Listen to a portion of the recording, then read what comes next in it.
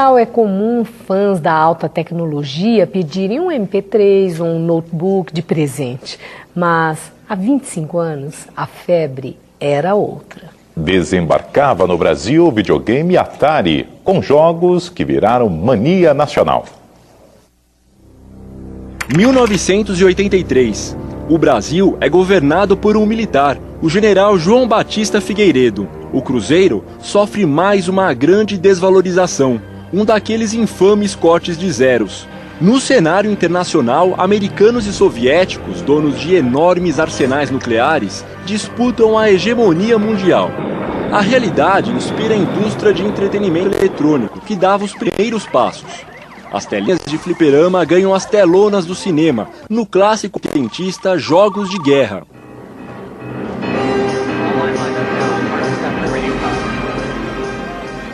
Os americanos já tinham computadores pessoais, mas no Brasil, o espartano telejogo, produzido pela parceria Philco-Ford, era um luxo.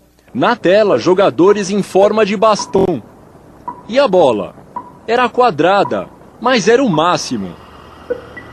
Então a Philips traz ao Brasil o Odyssey, um salto de qualidade gráfica. Os jogos mais elaborados faziam crianças, jovens e adultos ficar horas nas filas das lojas para conhecer o tal videogame. Mas um oponente à altura do Odyssey tinha surgido nos Estados Unidos no final dos anos 70. Nas telinhas do Brasil, um aviso ameaçador de que nada seria como antes. Hoje à noite esta casa está sendo invadida por um inimigo terrível.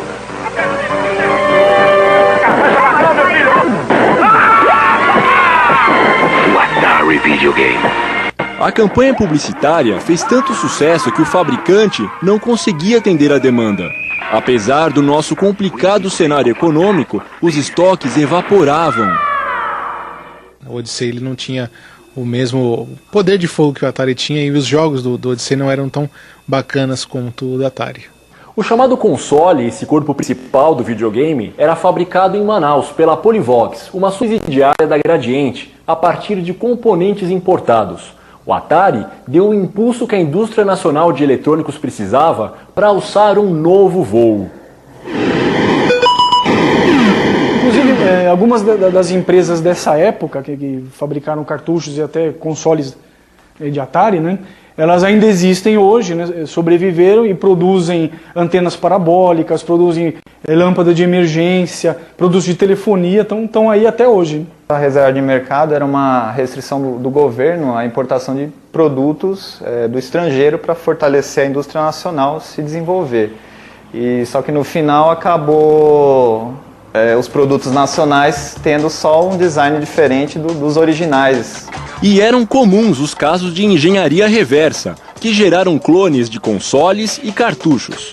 Norian Munhoz ainda guarda o primeiro videogame, um Atari com caixa e tudo.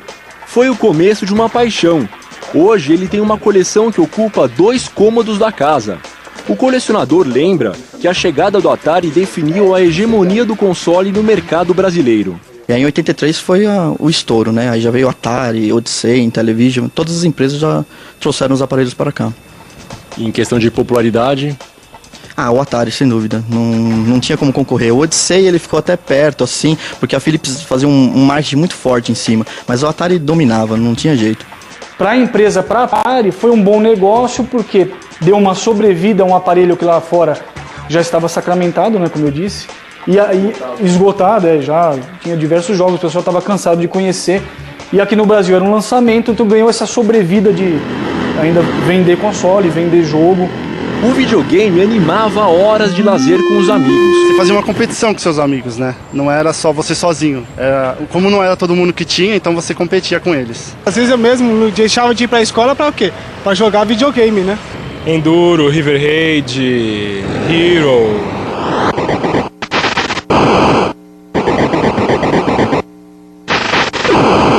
O Come, que tinha o gelinho.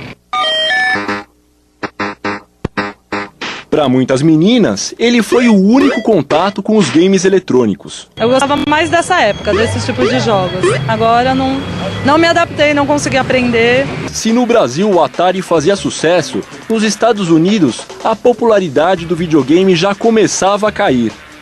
Não demorou muito para que despontasse uma nova geração de videogames.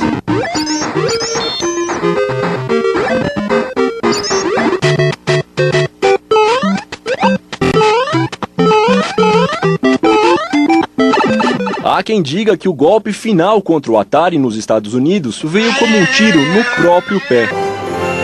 O QG da companhia apostou as últimas fichas num grande sucesso do cinema, ET, o extraterrestre.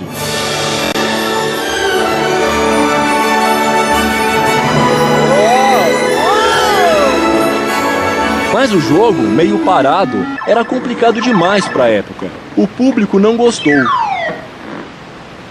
O Decathlon acho que é a história mais engraçada do Atari, né? Porque todo mundo que tinha esse jogo geralmente tinha o controle destruído, né?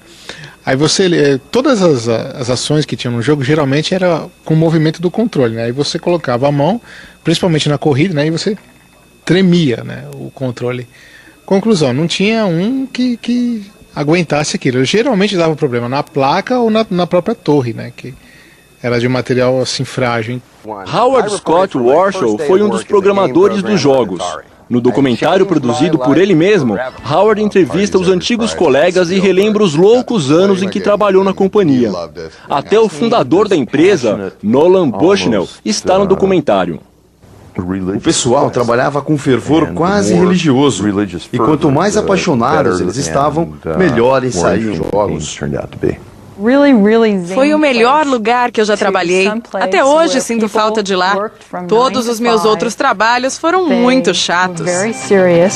Em 1983, quando o Atari 2600 chegou para valer ao Brasil, os americanos já brincavam com o novo Atari 5200. No cinema, o ator mirim Henry Thomas, o Elliot de ET, vive uma grande aventura no filme Os Heróis Não Têm Idade. Ele passa o tempo todo tentando salvar um cartucho de videogame que carrega informações confidenciais.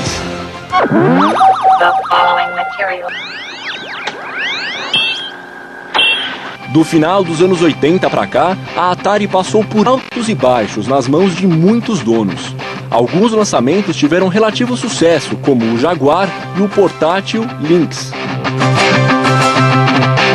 Hoje, a companhia tenta retomar uma posição de destaque no universo dos jogos eletrônicos, um lugar virtual que teve boa parte dos fundamentos criados por ela mesma.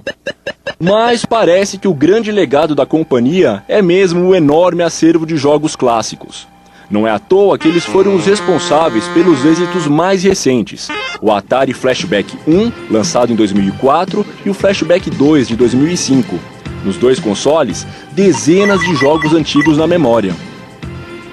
A coletânea Atari Anthology tem mais de 80 jogos e roda em Windows, PlayStation 2 e Xbox. Eu ainda jogo na internet hoje, você procura, você acha na internet, eu jogo ainda Riverhead.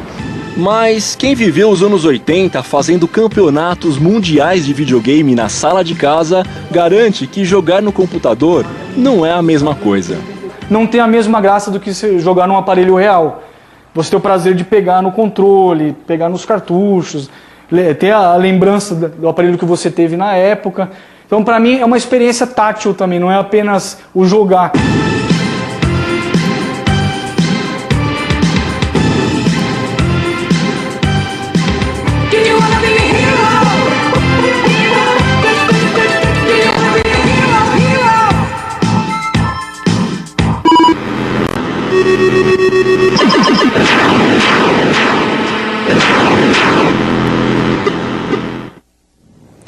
Retrospectiva.